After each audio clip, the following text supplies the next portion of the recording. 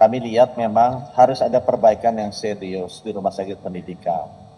Bagaimana secara keseluruhan si peserta didik program dokter spesialis ini itu harus selalu bekerja atau belajar diawasi oleh gurunya. Jadi tidak boleh dia dilepas begitu saja. Nanti kami akan perketat karena itu tadi yang disampaikan Pak Rektor. Kami sering dengar tuh bahwa konsulennya tidak mengajar mereka, yang ngajar malah seniornya.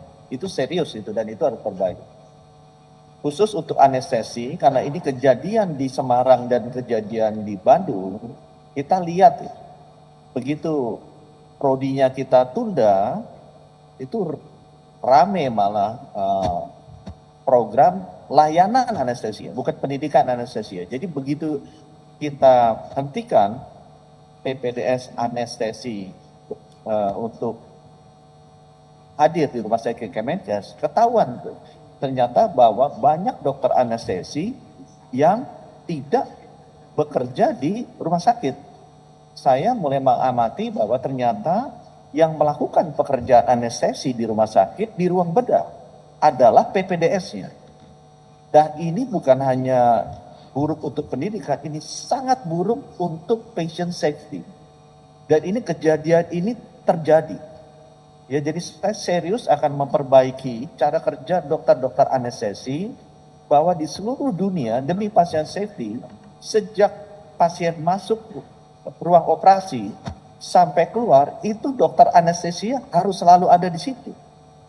Ya, karena kalau terjadi apa-apa, pasiennya bisa celaka. Di Indonesia ternyata prakteknya banyak yang keluar, begitu sudah tidur langsung keluar itu dokter anestesi. Jadi praktek-praktek seperti ini berbahaya sekali dan tidak mengikuti standar dunia untuk best practices. Ini ketahuan pada saat kita bekukan sementara itu prodi anestesi di Rumah Sakit Karyadi dan Rumah Sakit Hasan Sadikin. Dan saya dengar ini terjadi hampir di seluruh rumah sakit pendidikan. Jadi yang mengerjakan pekerjaan konsulen dokter anestesi adalah PPDS-nya, adalah muridnya. Jadi sangat berbahaya.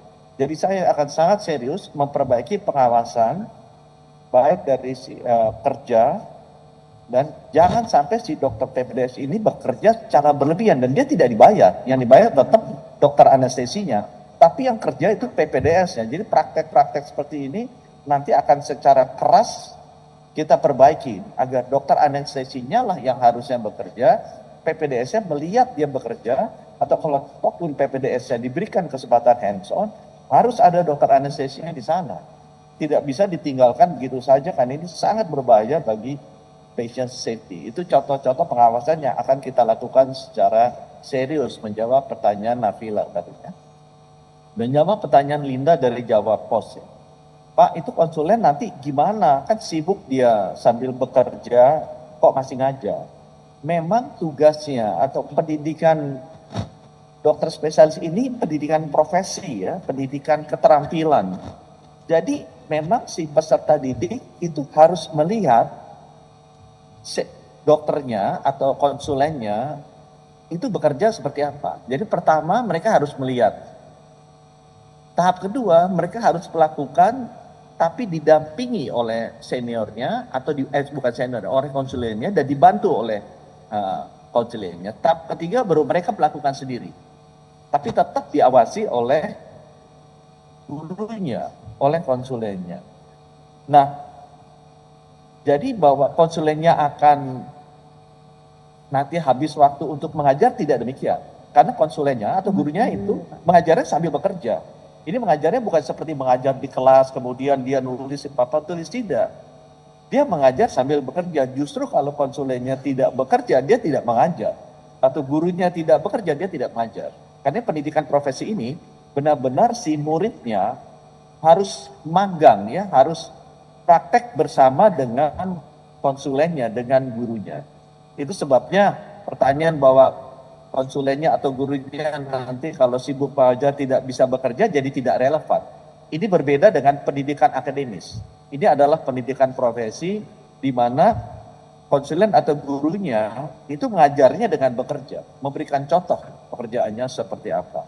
Lina juga tadi nanya mengenai uji psikologis, kita tanyakan sajalah ke ahlinya, kita sudah tanya ke kolegium psikiatri ya, kedokteran jiwa, dan sudah mendapatkan jawaban dari mereka, ujiannya seperti apa. Ya banyak pihak yang tidak ingin dilakukan, ya ini kejadiannya karena itu, karena tidak pernah dilakukan, ini ketutup-tutupi, kondisi mental PPDS tidak diketahui, akibatnya meledak seperti ini.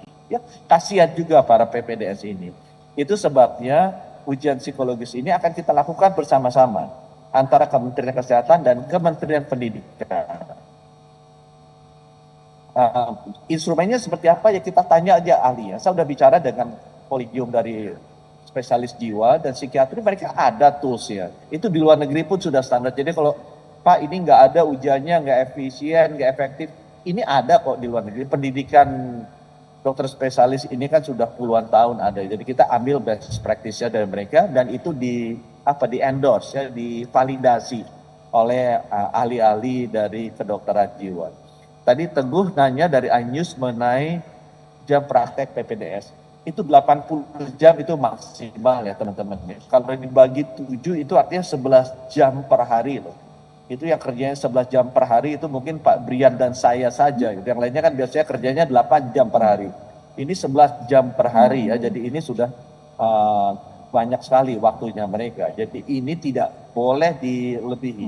Dan kalau bukan berarti satu hari 11 jam, kalau mereka jaga dan ada kasus emergency boleh naik sampai 14 jam atau 15 jam, tetapi besoknya harus segera dikurangi. Itu juga praktek-praktek standar yang di luar negeri dilakukan seperti itu. Sehingga dengan demikian keletihan mentalnya para dokter ini bisa dijaga ya.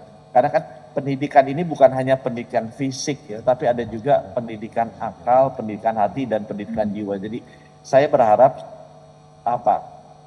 kasta-kasta pendidikan yang diberikan ke dokter spesialis ini bukan hanya pendidikan keterampilan fisik, bukan pendidikan kepintaran akalnya dia, tapi pendidikan juga integritas tadi yang Pak Brian sampaikan dari hatinya, dan juga paling penting adalah pendidikan para dokter-dokter ini harus tahu mana yang benar, mana yang salah, yaitu pendidikan jiwa. Jadi kombinasi pendidikan di tataran fisik, di tataran akal, di tataran hati, dan tataran jiwa ini keempatnya harus dilakukan.